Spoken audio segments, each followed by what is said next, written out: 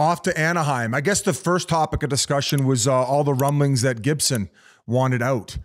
Now, it's got to be hard. You played with him there. He's been helping, trying to carry that team for a while with not much help. Like, what do you make of that whole situation?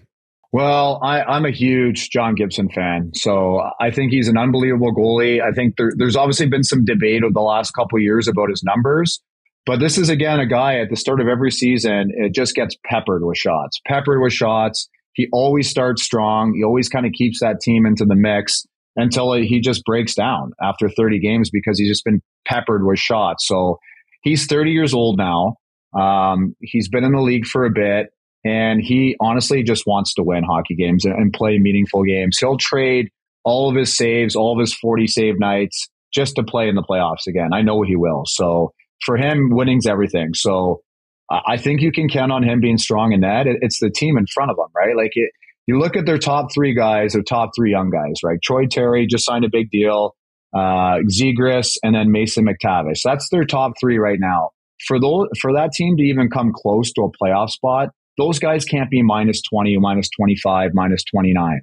Like they're all going to be close to a point of the game this year. I really think that. But those guys have to be somewhere near the positives or in the positives, especially if they're a point a game.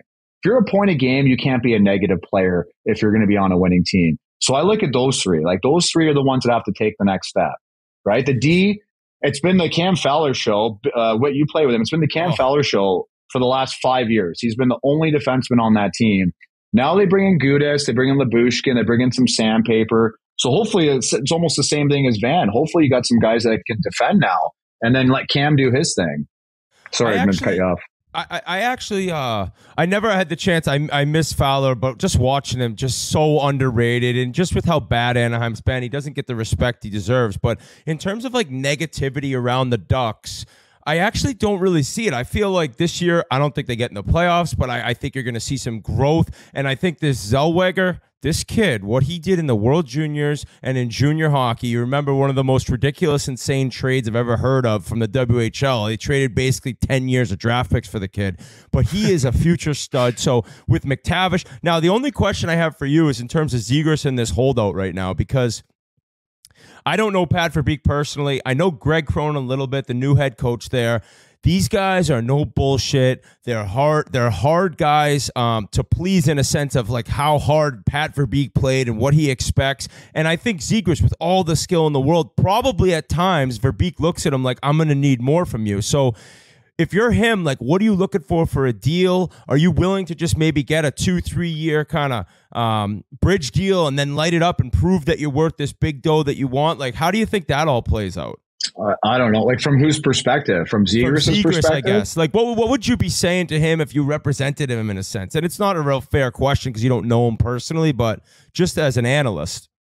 Yeah, I don't know. That depends if he's looking at staying there long term or not, right? Is he a guy that's thinking about, I don't know, like all these guys seem like they want to play with each other, like all these U.S. junior kids. So is he already kind of making side bets with the Hughes brothers to link up somewhere? He's at the playoff game with Mr. Hughes watching the Devils, remember? So who knows? We might have a super team. We might have like a Miami Heat kind of super team in a few years.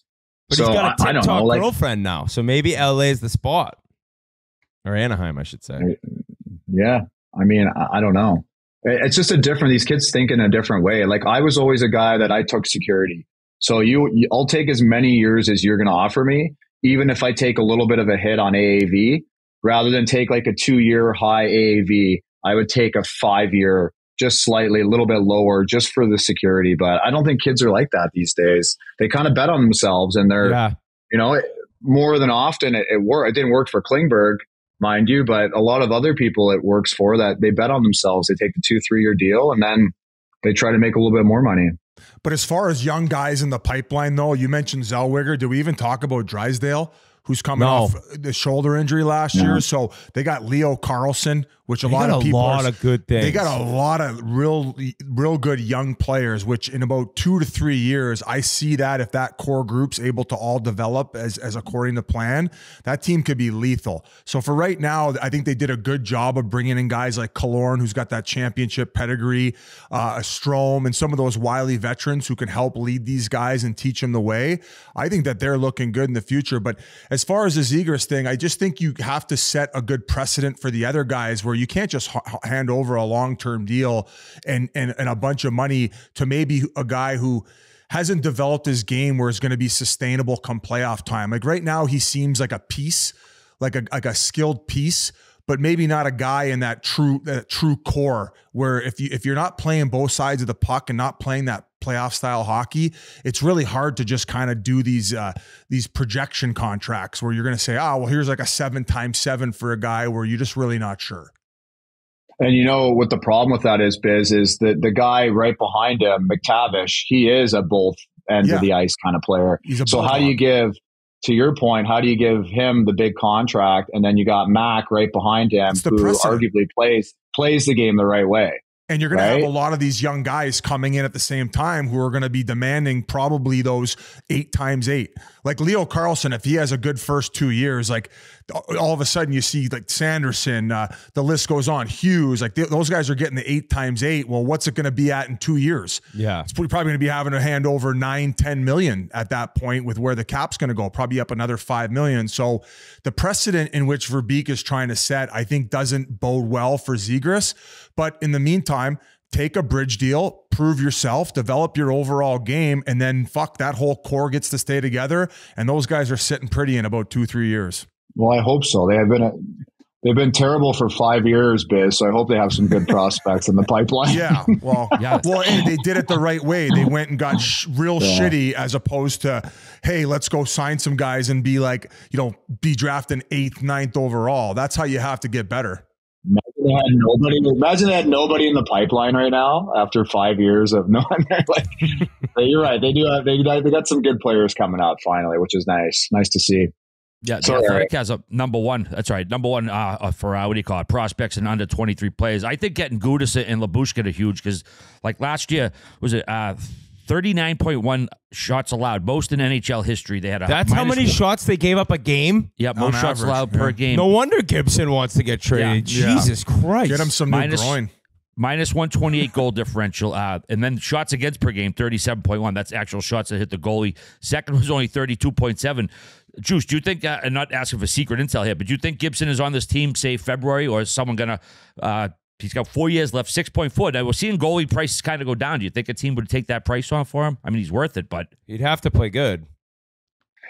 Yeah, I mean, we got the same agent, and he's a friend. I can't really say too much. Okay. What I will say is, like, I know a lot of the comparisons were in the offseason, Hellebuck or Gibson. Who would you rather have, Hellebuck or Gibson?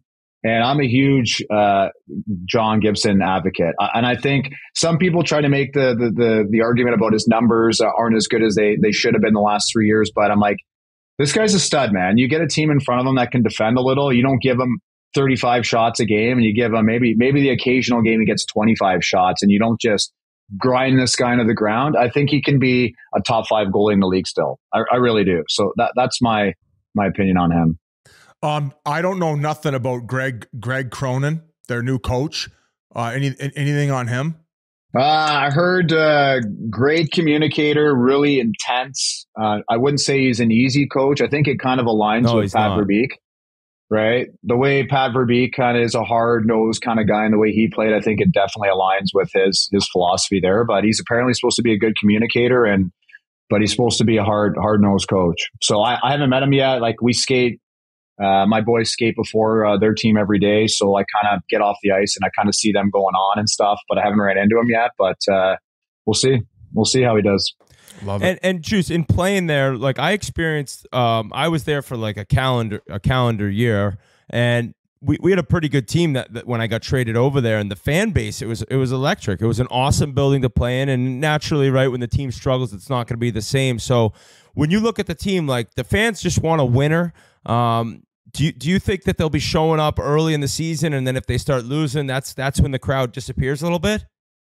Yeah, that's Southern California for you. Like, it's a wins-oriented fan base. So you'll have your regulars that go to support no matter what. But it's there's a lot of competition around here for sports. There's a lot of colleges. There's basketball, baseball going on. They'll keep coming if they're winning. That's going to be the main thing. They got to win. They got to be competitive. They've been supported for the last couple of years, and they haven't won a whole lot of games. And they still are doing renovations. They renovated the dressing room at Honda. They put in a new little lounge downstairs where the players actually walk through the lounge, going onto the ice in between periods and at the start of the game. So like the fans are literally watching Zegras and Drysdale walk right by them, and they're trying to make it more interactive and give the fans more opportunities to interact with them. But at the end of the day, it's about wins and losses. Like they want to come and they want to feel good and leave that rink with a win. So the team can't finish in the bottom three again. No. Yeah, lots to improve on. They were 31st in goals for, power play, and penalty kill last season. No player more than 23 goals. So I would assume I'm most excited. I'm most excited, assuming that Leo Carlsson makes the team and stuff. I'm really looking forward to seeing him play. I mean, obviously he ends up being that high of a pick, and we've been hearing about him for years. And just when we met him, I was so impressed with him as a guy, right? Like, obviously, he's dealt with the stutter that he deals with his entire life. He's willing to do an interview with us. He seems super humble, grateful to have the chance to even be at the draft. So, like, based on hanging around with the kid for 45 minutes and what I've heard, like a genuine person that wants to be on a winner. So I'm excited to watch him play. And I think you're looking at a possible future superstar. It's just interesting to see what impact he makes right away. So I don't have to make the playoffs. If they do make the playoffs and they're close, trade deadline, they go out and they trade for Corey Perry. They bring him back for the playoff run. So he can lose it. So he can lose in the Cup final a fourth year in a row. He immediately gets suspended for 11 games when he gets back. Or somebody from behind. Yeah, accidentally on purpose.